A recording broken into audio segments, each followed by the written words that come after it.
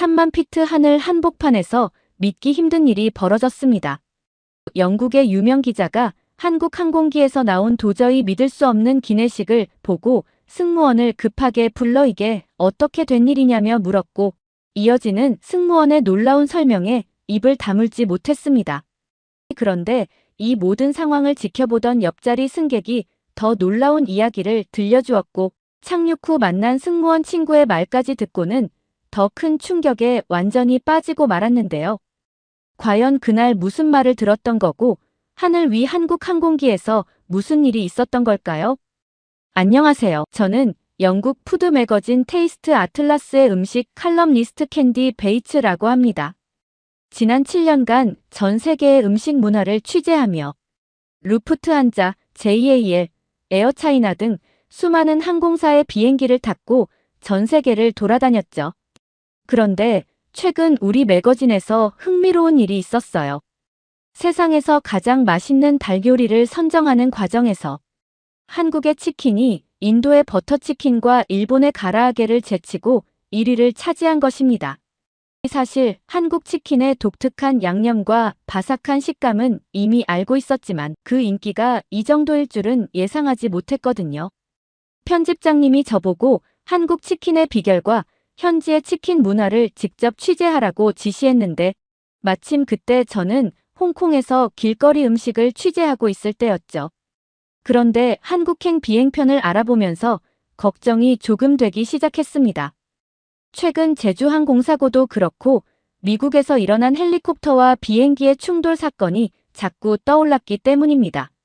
물론 비행기 사고는 어느 나라에서나 일어날 수 있는 일이지만 전 세계적으로 잇따르는 항공사고 소식에 평소보다 더 신중해질 수밖에 없었죠.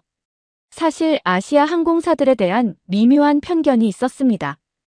에미레이트의 럭셔리한 서비스, 루프트한자의 정확성, 싱가포르 항공의 세련됨처럼 각 항공사의 강점은 분명했지만 한국 항공기는 제게 다소 낯선 존재였죠. 하지만 한국의 치킨 문화를 취재해야 하는 상황에서 선택의 여지가 없었습니다. 다행히 기종이 최신 에어버스 A380이라는 점이 작은 위안이 돼서 결제 버튼을 누르게 되었죠. 그런데 비행기에 탑승하자마자 첫 인상이 완전히 달라졌습니다. 다른 항공사들의 비즈니스석과 비교해 좌석 간격이 훨씬 여유로워 다리를 완전히 뻗어도 앞좌석에 닿지 않는 것은 물론 시트는 180도까지 완전히 눕힐 수 있었고 푹신한 메모리 폼 쿠션은 심지어 체형에 맞춰 조절되었죠. 특히 비즈니스석의 구조가 독특했는데 음식의 향과 맛을 제대로 느낄 수 있도록 최적의 습도와 온도를 유지하는 개별 공조 시스템까지 갖추고 있었습니다. 음식 칼럼니스트로서 이런 세심한 배려에 감탄하지 않을 수 없었죠. 이 정도면 비행기 안에서 계속 살아도 되겠다는 마음이 들 정도로 기내를 고급스럽게 잘 꾸몄다는 생각이 머릿속을 떠나지 않았죠. 그런데 그때였습니다. 김지원이라는 승무원이 제게 다가와 테이스트 아틀라스의 칼럼니스트인지 물어보더라고요. 제 글을 읽어봤다며 특히 와인에 대한 평가들이 인상적이었다고 했죠. 그러면서 이번 항공편을 위해 특별히 준비한 2015년산 보르도 빈티지 와인을 추천해주는 거 아니겠어요? 저는 순간 깜짝 놀랐습니다. 승무원이 승객 개개인의 이력을 미리 파악하고 그에 맞는 맞춤형 서비스를 준비한다는 사실이 믿기지 않았기 때문이었죠. 물론 저도 비행기를 워낙 자주 타다 보니 에미레이트 항공의 샴페인 서비스나 싱가포르 항공의 북 더 쿡 서비스 같은 VIP 특별 서비스를 경험해 본 적은 있었어요. 그런데 일반 칼럼니스트의 전문 분야와 취향까지 파악하고 있다는 것은 놀랍고도 감동적인 일이었죠. 그런데 그때였어요. 옆자리에 있던 승객이 저한테 말을 걸어왔죠. 마론 스위첼이라고 자신을 소개한 그녀는 내가 마시고 있는 와인이 무엇인지 물어보더라고요. 제가 김지원 승무원이 제 취향을 알고 특별히 추천해준 와인이라고 말했죠. 그런데 그 이야기를 들은 그녀의 눈이 더 커졌습니다. 역시 한국 항공기는 다르다고 이야기하더니 자신도 비행기를 탈 때면 항상 한국 항공기를 탄다고 말하더라고요. 심지어 유럽이나 다른 아시아 국가를 방문할 때도 항상 한국 항공기를 먼저 찾아보고 이용한다고 했죠. 제가 그 이유가 궁금해서 물어보았는데 스위첼은 정말 충격적인 경험담을 이야기해 주었어요. 자신이 얼마 전 프랑스 항공을 이용했는데 목이 너무 말라서 물을 한 병 요청했다는 거였죠. 그런데 승무원이 무뚝뚝한 표정으로 스위첼에게 가서 종이컵을 하나 주고 물을 반 정도 따라줬다는 거 아니겠어요? 스위첼은 물을 한 통을 주면 목마를 때 조금 마시고 다시 뚜껑으로 닫아뒀다가 먹고 그럴 수 있을 텐데 종이컵이 뭐냐면서 그때의 기억을 떠올리면서 짜증 섞인 표정을 지었죠. 다른 외국 항공사들이 비행기 승객에게 물 한 병 주는 것조차 아까워하는 모습이 이해되지 않았다 했어요. 제가 그럴 바에야 물병을 달라고 직접 요청하지 그랬냐고 묻자 그녀는 더 놀라운 이야기가 해줬어요. 자신의 옆자리 승객도 같은 상황이었다는 거죠. 그런데 옆자리 승객의 물병 요청에 승무원의 말을 듣고 정말 경악했다고 해요. 물병을 달라고 했더니 1인당 종이컵 한 잔만 제공된다는 충격적인 답변을 들었다는 것입니다. 옆자리에서 그 말을 들은 스위첼은 당황을 넘어 충격을 받았다고 해요. 사람이 살아가는데 꼭 필요한 게 물인데 밀폐된 공간에서 비행하는 승객에게 물 한 잔이 전부라니 도저히 이해할 수 없었다고 했죠. 더구나 이런 서비스는 프랑스 항공만의 문제가 아니었습니다. 중국이나 일본 등 다른 아시아 항공사들도 비슷한 수준이었다고 말하더라고요. 스위첼의 그 말을 듣자 저도 공감이 되기도 했어요. 실제로 중국 항공은 서비스가 불친절했고 다른 항공사들도 늘 아쉬운 점이 한두 개가 아니었거든요. 비행기를 많이 이용하는 저도 이렇게 느꼈는데 다른 사람은 오죽했겠구나 생각이 들었죠. 그런데 스위첼은 한국 항공기는 정말 달랐다고 말하면서 승무원들은 항상 무언가를 더 챙겨주려 했고 승객의 작은 요구 하나하나에도 진심으로 귀 기울였다고 했죠. 물 한 병을 달라고 해도 더 필요하시면 언제든 말씀해 주세요라며 따뜻하게 응대했고 심지어 승객이 요청하기도 전에 담요나 베개를 가져다주는 세심함까지 보여주었어요. 특히 스위첼은 자신이 가장 인상 깊었던 것이 한국 승무원들의 진정성이라고 말하더라고요. 다른 항공사들이 매뉴얼에 따라 기계적으로 서비스를 제공한다면 대한항공 승무원들은 마치 집에 온 손님을 대접하듯 정성껏 승객들을 돌본다는 느낌을 받았다고 해요. 그렇게 자연스럽게 스위첼과 이야기하다 보니 한국행의 목적까지 물어보게 되었어요. 그런데 스위첼은 한국에서 성형수술을 받을 예정이라고 말하는 거 아니겠어요? 요즘 미국에서 K-뷰티가 대세라며 한국 여성들의 아름다움에 대해 이야기하는 그녀의 눈이 반짝였습니다. 저는 처음에 미국의 의료기술이 뛰어난데 왜 먼 한국까지 가는지 의아했어요. 그런데 스위첼은 그녀의 지인들이 이미 한국에서 성공적인 수술을 받았고 미국의 절반도 안 되는 비용으로 더 섬세한 의료 서비스를 받을 수 있다고 말하더라고요. 그 말을 하는 스위첼의 눈가에는 설렘이 가득했고 입가에는 미소가 번졌으며 말투에는 흥분이 묻어나더라고요. 한국은 마치 지구상의 천국 같은 곳이라는 그녀의 말에서 한국 의료 서비스에 대한 깊은 신뢰와 기대가 고스란히 전해져 왔습니다. 잠시 후 기내식 서비스가 시작되었고 저는 미슐랭 평가원으로서 전문적인 눈으로 음식을 살펴보기 시작했어요. 그런데 메인 디시로 나온 한우 스테이크를 보는 순간 믿을 수 없는 광경에 눈을 의심했죠. 완벽한 미디엄 레어 굽기였기 때문입니다. 보통 3만 피트 상공에서는 기내 압력 차이로 인해 육류의 단백질 변성이 불규칙하게 일어나 정확한 굽기 조절이 거의 불가능한데 말이죠.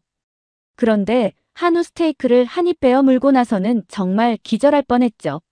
씹자마자 입 안가득 퍼지는 육즙과 부드러운 식감에 저도 모르게 감탄사가 나왔습니다. 지난달 파리의 미슐랭 3스타 레스토랑에서 먹었던 250유로짜리 프리미엄 스테이크보다 더 완벽한 굽기였죠. 정말 스테이크를 먹으면서도 믿을 수가 없었어요. 도대체가 여기가 프랑스 고급 레스토랑인지 3만 피트의 하늘인지 구분이 안 될 정도였죠. 게다가 김지원 승객이 제공해준 2015년산 보르도 빈티지 와인까지 함께 먹으니 풍비가 입안 가득 퍼지면서 황홀한 느낌마저 들더라고요. 저는 도저히 궁금증을 참을 수 없어서 김지원 승무원을 불러 비결을 물어보았어요. 그런데 김 승무원은 대한항공의 최신 기내식 시스템에 대해 설명해 주는 거 아니겠어요? 한국 항공기의 주방은 다른 외국 항공사들처럼 오븐 하나로 온도 조절하는 게 아니라 주방 전체가 여러 개의 독립된 온도 구역으로 나뉘어 있어 각 요리에 최적화된 환경을 만들어준다는 거였죠. 특히 스테이크 조리대는 고기 표면에 설치된 마이크로 센서가 육즙의 흐름과 단백질 변성 정도를 실시간으로 분석해서 AI가 이를 최적의 굽기 강도와 시간을 자동으로 제어한다고 했죠. 이뿐만 아니라 김 승무원은 더욱 놀라운 사실을 알려주었습니다.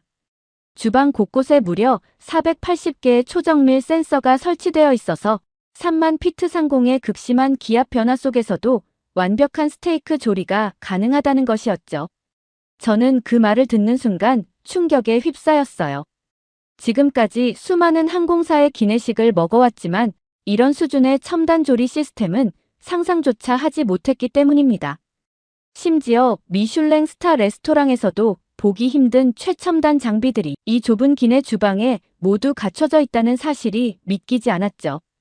그런데 제가 먹어본 한국 항공기 한우 스테이크 맛이 이걸 사실이라고 이미 증명을 해주고 있더라고요. 앞으로 한우 먹으러 한국 항공기 타도 되겠다는 생각마저 들었어요.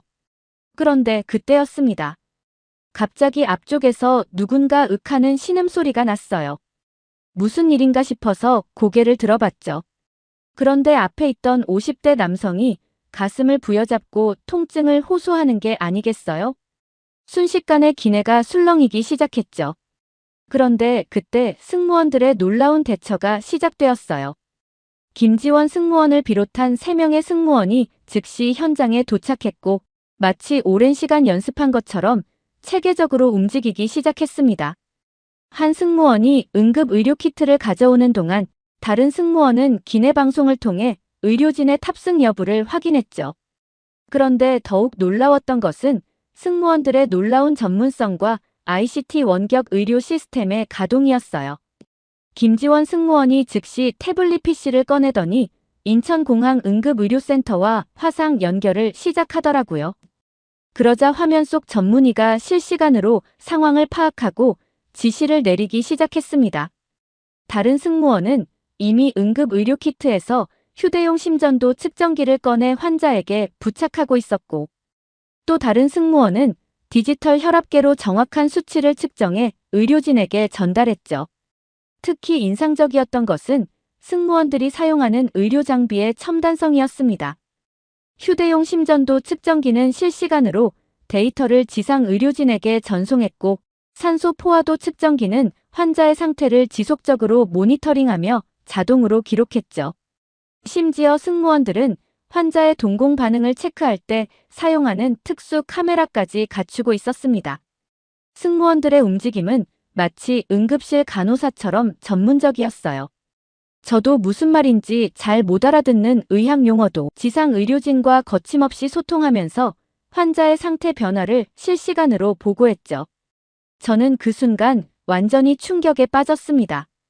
기내식에서 느꼈던 감동이 의료 서비스에서 한 번 더 터져나온 거였죠. 승무원들의 전문적인 의료 대응을 보면서 이게 정말 항공사 승무원들이 맞나 하는 생각이 들 정도였습니다. 다른 항공사들은 기본적인 응급처치 수준에 그치는데 여기는 마치 움직이는 응급실을 보는 것 같았거든요. 특히 실시간으로 지상 의료진과 소통하면서 전문 의학 용어까지 구사하는 모습은 그들이 얼마나 철저한 의료 훈련을 받았는지 여실히 보여주었죠. 그때 한 남성이 자리에서 일어났습니다. 존스 홉킨스 병원의 내과 전문의 제임스 리 의사였죠. 그런데 제임스 리 의사가 이미 환자에게 다가갔을 때는 승무원들의 긴급 의료 조치가 다 끝났을 상황이었어요. 제임스 리 역시 뭔가 허탈하면서 감탄한 표정을 짓더니 이내 승무원들의 의료 장비를 보고 놀라움을 감추지 못했습니다. 특히 심전도 데이터를 실시간으로 전송하는 장비를 보더니 자신의 병원에서도 이런 최신형은 아직 도입하지 않았다며 감탄했죠. 게다가 제임스 리 의사는 더욱 놀라운 이야기를 들려주었어요. 자신이 미국의 유나이티드 항공이나 아메리칸 항공을 이용할 때도 응급 상황을 여러 번 겪어봤는데 대부분 기본적인 응급 키트 하나로 모든 상황을 대처해야 했다는 거였죠. 심지어 유럽의 프리미엄 항공사들도 산소 마스크와 기초적인 응급약품 정도만 구비하고 있을 뿐이라고 했습니다. 그런데 한국 항공기에 구비된 의료 장비가 휴대용 심전도 분석기만 해도 5만 달러가 넘는 최신형이고 산소 포화도 측정기와 화상 진료 시스템까지 합치면 한 항공기당 의료 장비 비용만 20만 달러를 훌쩍 넘는다는 거라고 말하더라고요. 실제로 한 항공기당 20만 달러가 넘는 의료 장비를 설치하는 항공사는 전 세계적으로도 극히 드물다면서 이런 투자야말로 진정한 의료 선진국의 모습이라고 평가했습니다. 특히 승무원들의 대처 능력에 대해서는 더욱 감동적인 평가를 내놓았죠. 심장 발작 환자의 생존율을 결정짓는 골든타임 4분을 승무원들이 완벽하게 활용했다면서 전문적인 의학 용어와 정확한 상황 전달 능력은 미국 항공사 승무원들의 기본적인 응급처치 수준을 훨씬 뛰어넘는 세계 최고 수준이라고 평가했습니다. 제임스 리 의사의 말처럼 이건 단순한 응급처치가 아닌 전문 의료진급의 대응이었습니다. 저는 이 모든 광경을 지켜보면서 한국이 왜 세계적인 의료 강국인지 직접 목격하게 된 것 같았죠. 성형외과나 일반 병원뿐만 아니라 항공기라는 특수한 환경에서조차 이런 수준 높은 의료 서비스를 제공한다는 사실이 새삼 놀라웠죠. 드디어 인천공항이 가까워졌다는 기장의 안내방송이 들렸습니다.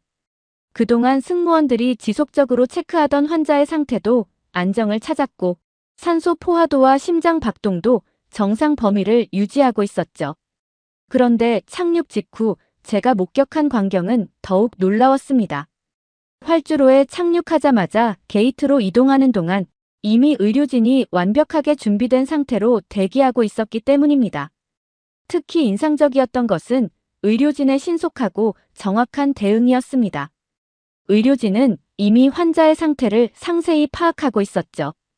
심지어 비행 중 투약된 약물의 종류와 용량, 투약 시간까지 모두 디지털로 기록되어 있어 의료진은 즉시 후속 치료 계획을 세울 수 있었습니다. 저는 한국의 의료 시스템이 얼마나 체계적이고 선진화되어 있는지 기내에서 일어난 응급 상황을 통해 직접 목격하면서 감탄을 금치 못했죠. 그런데 옆자리의 스위첼도 밝은 표정으로 고개를 끄덕이더니 자신이 이래서 한국으로 의료 관광을 간다고 말하더라고요. 스위첼은 자신이 한국에서 성형수술을 받기로 결정한 이유가 바로 이런 의료 시스템의 신뢰성 때문이라고 설명했죠. 그러면서 스위첼은 자신의 친구가 겪었던 충격적인 경험을 들려주었어요.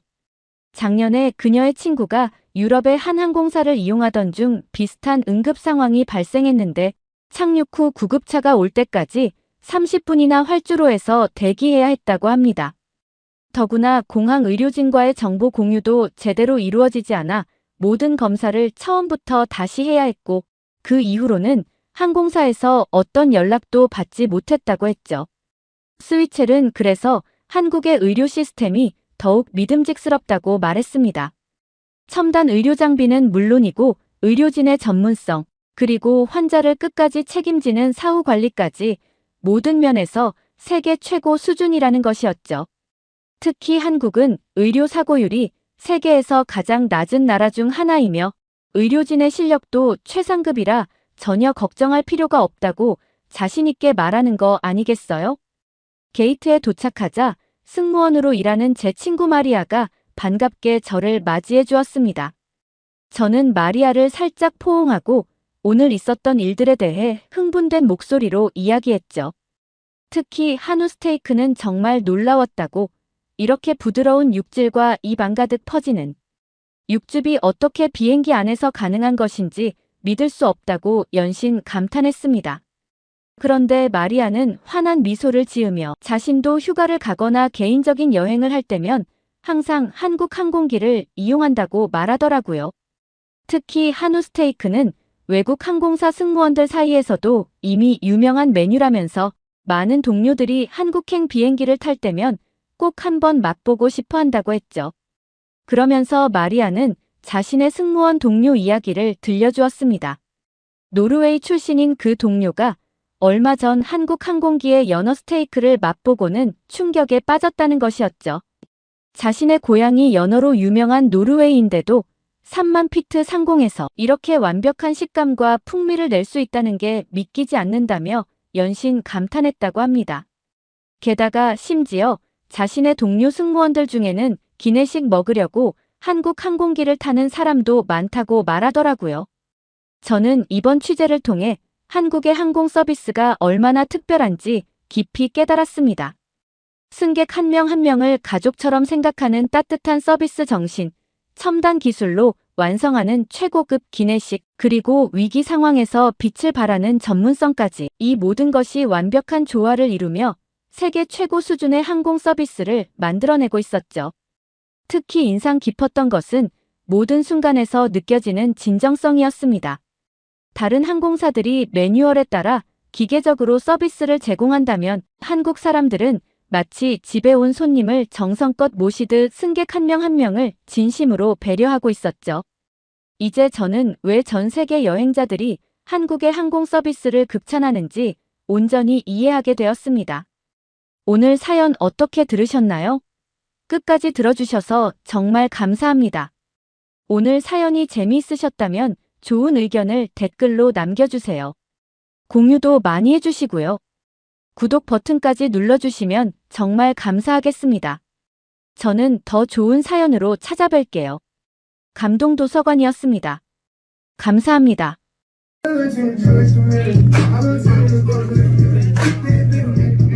여기 한 승무원이 기쁨의 댄스를 추고 있는데요. 항공사에서 중징계를 받을 뻔했지만 떡국을 먹고 빌었던 소원 덕분에 무사히 해결했다고 합니다. 심지어 이 승무원은 자신의 동료 승무원에게도 새해에는 당장 한국 떡국을 먹어야 한다면서 욕심쟁이들은 두세 그릇 먹어야 한다고 SNS에 떡국 찬양 도배글을 올렸다고 하는데요. 과연 이 승무원에게 무슨 일이 있었길래 이렇게 난리인 걸까요? 안녕하세요. 저는 미국 항공사에서 승무원으로 일하고 있는 리나 스위트라고 합니다. 5년차 승무원으로 세계 각국을 누비며 장거리 비행을 했고 도착지 나라에서는 일주일 정도 머무르면서 다양한 문화를 접하는 게 익숙했죠. 특히 중국에 머무를 때면 제 절친한 친구 데이즈를 만나는 것이 작은 낙이었어요. 데이즈는 저와 같은 항공사에서 함께 일하던 동료였어요. 그런데 그 친구는 승무원을 그만두고 지금 중국 패션 매거진의 편집장으로 일하고 있죠. 이번 중국행 비행에서도 데이즈가 시간을 내주어서 만나게 되었어요. 우리는 평소처럼 카페에서 만나 서로의 근황을 이야기했습니다. 그녀는 최근 패션 매거진의 편집장으로 승진했다면서 기뻐하더라고요. 그런데 어딘가 모르게 표정이 어두워 보이기도 했습니다. 아니나 다를까 한참을 일상적인 대화를 나누다가 데이즈가 조심스럽게 자신의 고민을 털어놓았죠. 사실 그녀가 중국에서 만난 남자친구가 있다는 거였어요. 중국 유명 IT 기업의 임원으로 다정하고 세심한 모습에 반하게 되어 만나게 되었다고 했죠. 게다가 데이즈의 남자친구는 중국 IT 업계에서도 유명한 재벌로 데이즈에게도 명품 가방과 신발 선물을 아끼지 않았다고 했죠. 그런데 최근 그 남자친구가 달라진 것 같다고 하더라고요. 데이즈가 일이 바빠 연락을 한 번 정도만 늦게 해도 화를 내고 윽박지른다고 했죠. 저는 데이즈의 말에 공감을 하면서도 연인 사이에 연락이 자주 안 되면 서운한 마음이 들 수도 있지 않을까? 라고 말했습니다. 특히 바쁜 직장인들은 서로 이해하면서 맞춰가는 과정이 필요하다고 그녀를 위로했죠.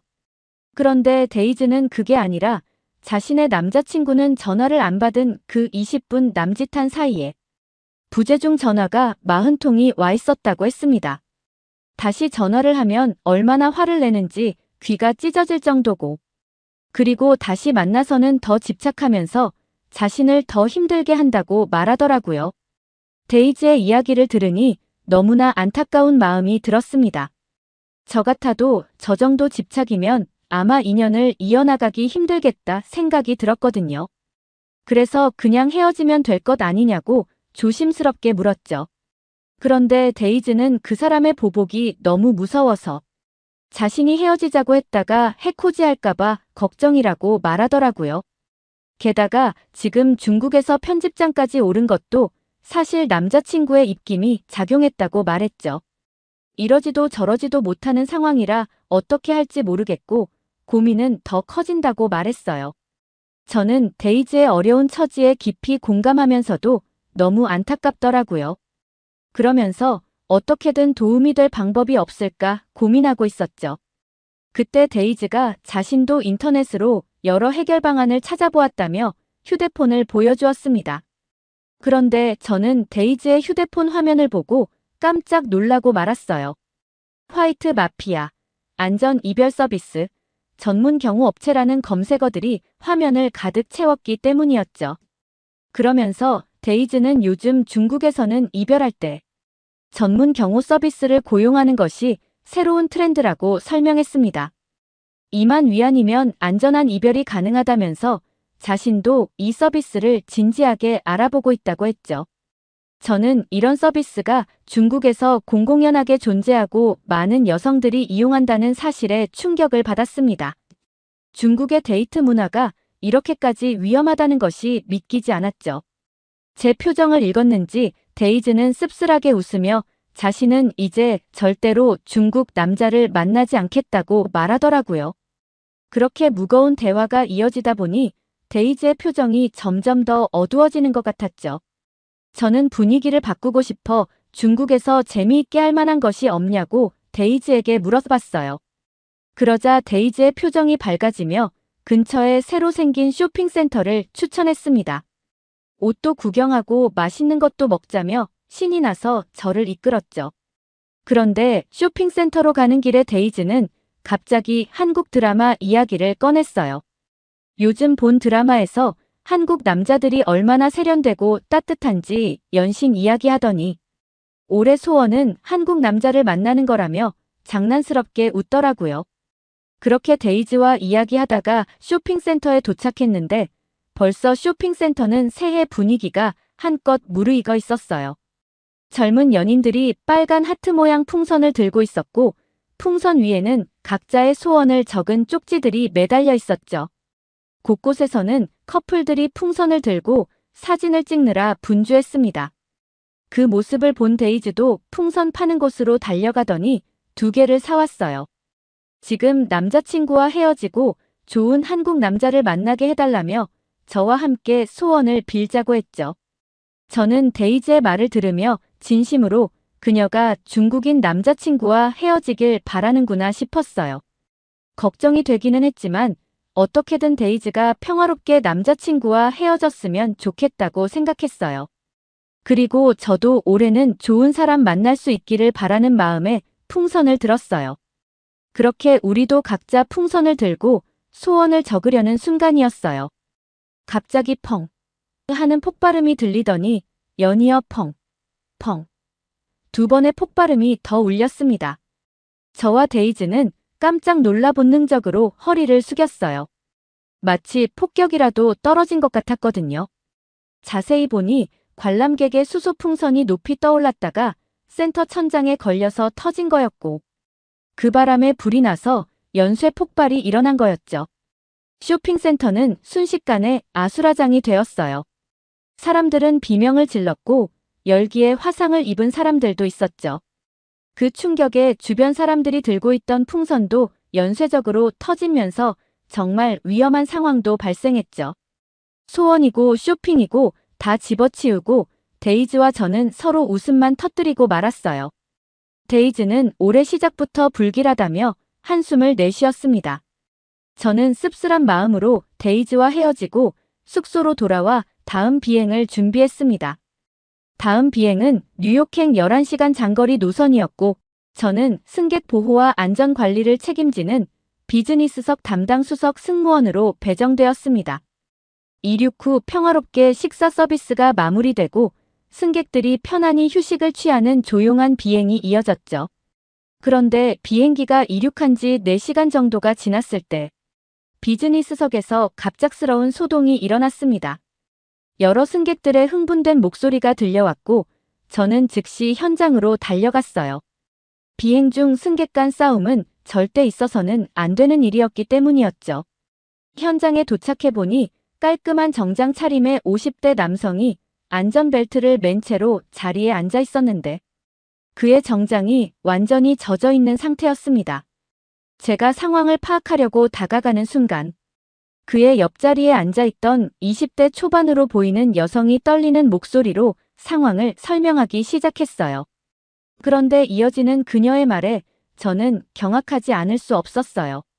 자신의 아버지가 앉아서 조용히 영화를 보고 있는데 옆자리의 승객이 갑자기 일어나더니 그의 아버지에게 소변을 봤다는 것이었죠. 순간 저는 귀를 의심했습니다. 5년의 비행 경력 동안 이런 일은 처음이었거든요. 하지만 가까이 다가가니 역한 소변 냄새가 코를 찔렀고 주변 승객들도 모두 불쾌한 표정을 짓고 있었습니다. 저는 정말 패닉 상태였어요. 순간 이게 현실인지 꿈인지 분간이 되지 않았죠. 매뉴얼에도 없는 상황이라 머릿속이 하얘졌지만 일단 다른 승무원들과 함께 승객을 격리시켰고 피해 승객에게는 기내 잠옷과 담요를 제공했어요. 그리고 즉시 운항관리부에 상황을 보고했습니다. 그런데 운항관리부의 답변은 충격적이었어요. 현재 비행 경로상 회항이 불가능하니 가해 승객을 비즈니스석 맨 뒷줄로 격리한 채 비행을 계속하라는 지시였습니다. 모든 결정권은 운항관리부에 있었기에 저는 그들의 지시를 따를 수밖에 없었죠. 그런데 문제는 피해 승객의 분노였습니다. 그는 목소리를 높이며 자신이 이런 모욕적인 일을 당하고도 아무 일 없다는 듯이 비행을 계속해야 하냐며 법적 대응을 하겠다고 했고 항공사의 부적절한 대응에 대해서도 강하게 항의했어요. 저는 수시로 자리를 오가며 피해 승객의 상태를 확인하고 가해 승객을 감시해야 했으며 주변 승객들의 불편함도 신경 써야 했죠. 정말 모든 상황이 너무나 당황스럽고 힘들었습니다. 그때였어요. 피해 승객의 옆자리에 앉아있던 동양인 남성이 침착한 목소리로 피해 승객에게 말을 걸었어요. 그는 유창한 영어로 상황을 차분히 설명했죠. 먼저 피해 승객의 심정에 깊이 공감한다고 말하면서 하지만 지금 과격한 행동을 하면 오히려 비행기 안전 운항 방해로 처벌받을 수 있다고 조언했죠. 정당한 보상을 받으려면 차분히 증거를 수집하고 법적 절차를 밟는 것이 현명하다고 말했습니다. 게다가 자신이 변호사이자 목격자로 증언도 해줄 수 있으니 유리한 입장에서 소송을 진행할 수 있다고 구체적인 해결 방안도 제시했어요. 다행히 저는 그 틈을 타서 주변 승객들에게도 양해를 구하고 운항관리부에 가서 추가 보고도 할 수 있었습니다. 제가 돌아왔을 때는 피해 승객의 흥분도 가라앉고 한결 안정된 분위기였어요. 정말 다행이라고 생각했죠. 그 동양인 변호사의 도움이 아니었다면 정말 큰 소동이 일어날 수도 있었던 위험한 순간이었으니깐요. 생전 처음 겪어보는 일이라 저 혼자서는 아마 이렇게 사건을 잘 수습하지 못했을 거예요. 특히 법적인 부분을 명확하게 설명해준 덕분에 피해 승객도 차분해질 수 있었던 것 같은 느낌이 들었죠. 승객들이 조용해진 틈을 타서 저는 그 동양인 남성에게 다가가 진심으로 감사하다는 말을 전했습니다. 그런데 그는 오히려 제 상황을 걱정해 주더라고요. 이런 사건은 항공사에서 문제가 될 수도 있고 승무원도 책임을 물을 수 있으니 법적으로 대비하는 게 좋겠다면서 자신의 명함을 건네주었습니다. 저는 연신 감사 인사를 전하고 이 악몽 같은 비행이 무사히 끝나기만을 간절히 바랐죠. 다행히 나머지 비행은 특별한 문제 없이 진행되었지만 비행기가 무사히 미국에 도착하고 나서의 문제는 따로였죠. 뉴욕에서의 비행을 마치고 일주일이 지났을 때였습니다. 갑자기 항공사 본사에서 연락이 왔어요. 인사팀에서 저를 징계위원회에 소환한다는 통보였죠. 사유는 승객 보호 의무 위반이었습니다. 비행 중 발생한 그 사건이 문제가 된 것이었어요. 피해 승객이 항공사에 강력하게 항의했고 회사는 저의 대처가 미흡했다며 책임을 물으려 했습니다. 징계위원회 소환 통지를 받은 그 순간 저는 온몸에 힘이 빠지는 것을 느꼈어요. 5년 동안 단 한 번의 경고도 없이 성실하게 일해왔는데 이런 식으로 경력에 큰 오점을 남길 수도 있다는 생각에 눈물이 왈칵 났죠. 절망감에 빠져 집안을 서성이던 중 유니폼 주머니에서 우연히 그때 그 변호사의 명함을 발견했습니다. 명함에는 남재혁이라는 이름과 함께 뉴욕 소재 법률사무소 주소가 적혀 있더라고요. 순간 승무원도 법적 책임을 물을 수 있으니 대비하라고 했던 그의 말이 떠올랐죠. 한참을 망설이다가 결국 이메일을 보내기로 했습니다. 더 이상 잃을 것도 없다는 생각이 들었거든요. 떨리는 손으로 자판을 두드리며 제 상황을 설명했어요. 회사의 징계 통보와 제가 처한 어려움, 그리고 도움이 절실하다는 내용이었습니다. 이메일을 보내고 나서도 마음이 무거웠어요. 바쁜 변호사가 과연 답장을 해줄까 걱정도 되었고 혹시 너무 무례한 부탁을 한 건 아닌지 불안하기도 했죠. 하지만 그때 그의 침착하고 전문가다운 모습이 떠올라 작은 희망을 가져보기로 했습니다. 밤새 뒤척이다가 겨우 잠이 들었는데 다음 날 아침 일찍 답장이 와 있었어요. 재혁은 제 상황을 이해한다며 적절한 시기에 적절한 도움을 줄 수 있을 것 같다고 했습니다. 다행히도 그가 다음 주에 뉴욕에 있을 예정이니 직접 만나서 이야기를 나누자고 하더라고요. 그의 답장을 읽는 순간 제 마음속에 작은 희망의 불빛이 켜졌습니다. 아직 모든 것이 끝난 게 아니라는 생각이 들었죠. 징계위원회 출석까지는 2주의 시간이 남아 있었고 그 전에 재혁을 만나 조언을 구할 수 있다는 사실이 큰 위로가 되었습니다. 재혁은 제 사건을 꼼꼼히 검토했다며 차분한 목소리로 설명을 시작했습니다. 자신이 이미 제 메일을 읽고 난 후 항공사 매뉴얼과 관련 유사 사례와 다른 나라 판례까지 다 분석을 해두었다고 하더라고요. 제가 이런 경우 어떻게 대응하냐고 물으니 마치 재혁은 외우고 있는 교과서를 말하듯이 판례를 들어가며 체계적이고 논리적으로 설명했어요.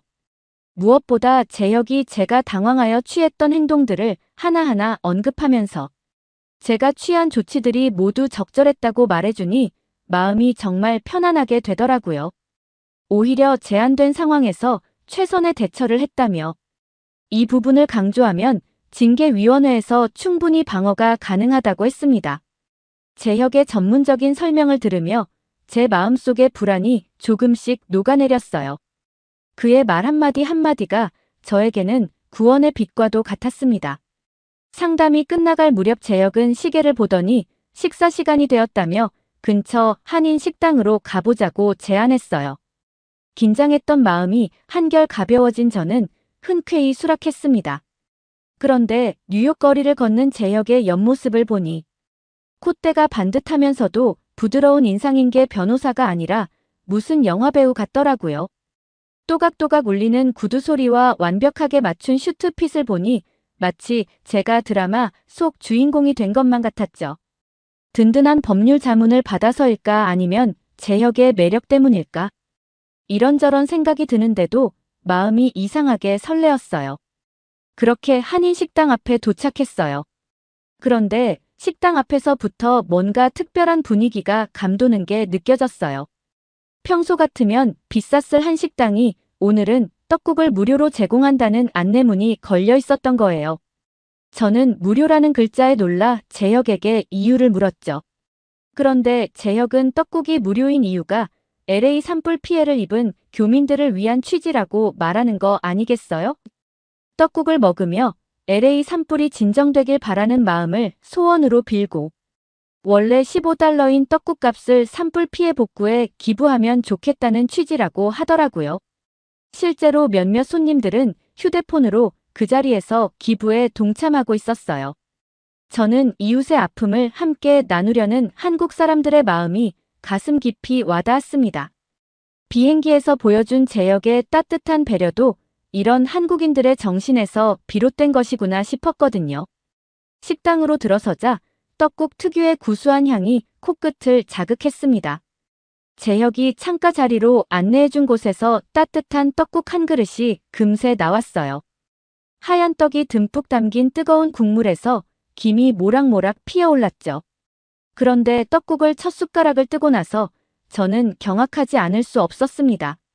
미국의 수프와는 전혀 다른 식감이면서 말랑말랑한 떡은 쫄깃하면서도 부드러웠고 맑은 국물은 담백하면서도 깊은 맛이 났죠.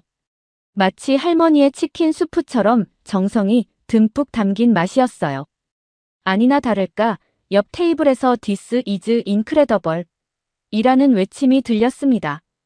눈을 돌려보니 백인 가족들이 떡국을 먹으며 연신 엄지를 치켜세우고 있었어요. 특히 10대로 보이는 아이들은 떡을 젓가락으로 집어들며 신기해하는 모습이었죠. 저도 모르게 한국은 이렇게 맛있는 걸 왜 새해에만 먹어요? 라고 물어보았죠. 그러자 재혁은 미소를 지으며 떡국은 한국의 새해 전통 음식이라고 설명했어요. 떡국을 먹으면 한 살을 더 먹는다는 이야기부터 가족들이 모여 덕담을 나누는 풍습까지 상세히 들려주었습니다. 그의 설명을 들으며 한국인들의 정문화가 점점 더 가슴에 와닿았습니다. 비행기에서 보여준 재혁의 따뜻한 배려 그리고 지금 이 식당에서 이웃을 돕는 한인들의 마음이 하나로 이어지는 걸 보니 데이즈가 한국 남자와 만나고 싶다고 소원을 비는 게 정말 이해가 되더라고요. 마찬가지로 저도 자연스레 재혁에게 마음이 끌렸습니다. 떡국을 다 먹고 나서는 용기를 내어 주변 공원을 산책하자고 제안했고 재혁도 흔쾌히 동의했죠. 공원을 거닐며 저는 한국 문화의 특별한 점을 느꼈다고 말했어요. 무료 떡국을 나누는 모습을 보니 정말 나눔을 실천하는 것 같다고요. 특히 데이즈라는 제 친구도 한국 남자들이 따뜻하고 배려심이 깊다며 항상 부러워했다는 이야기도 덧붙였습니다. 그러자 재혁은 조금 진지한 표정으로 사실 자신에게도 떡국과 관련한 특별한 이야기가 있다며 벤치에 앉아 자신의 이야기를 시작했어요. 사실 재혁이 어렸을 때 그러니깐 초등학생 때 한국에서 IMF 외환위기가 있었다고 해요. 그런데 대기업 간부였던 재혁의 아버지가 갑작스러운 구조조정으로 실직을 하게 되었고 하루아침에 집안이 거덜나서 재혁도 당시 큰 충격을 받았다고 했죠. 그런데 온 가족이 어려움을 겪던 그때 동네 식당에서 무료로 나눠주던 떡국 한 그릇이 삶의 희망이 되었다고 했어요. 그 말을 하는 재혁의 눈빛이 추억에 잠긴 듯 깊어졌습니다.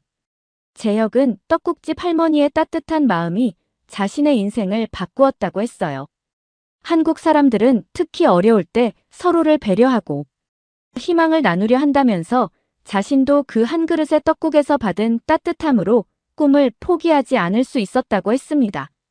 그 기억이 원동력이 되어 서울대 법대에 진학하고 미국 로스쿨까지 졸업했다고 해요. 그러면서 변호사가 된 것도 자신이 받은 도움을 다른 사람들에게 나누고 싶은 마음 때문이라고 하더라고요. 그의 말을 듣자 비행기에서의 일이 새롭게 다가왔어요. 제 징계 문제를 돕겠다는 것도 단순한 법률 서비스가 아닌 진심 어린 마음에서 비롯된 거라는 걸 느낄 수 있었거든요. 우리는 잠시 서로를 바라보다가 같은 시각에 미소를 지었어요.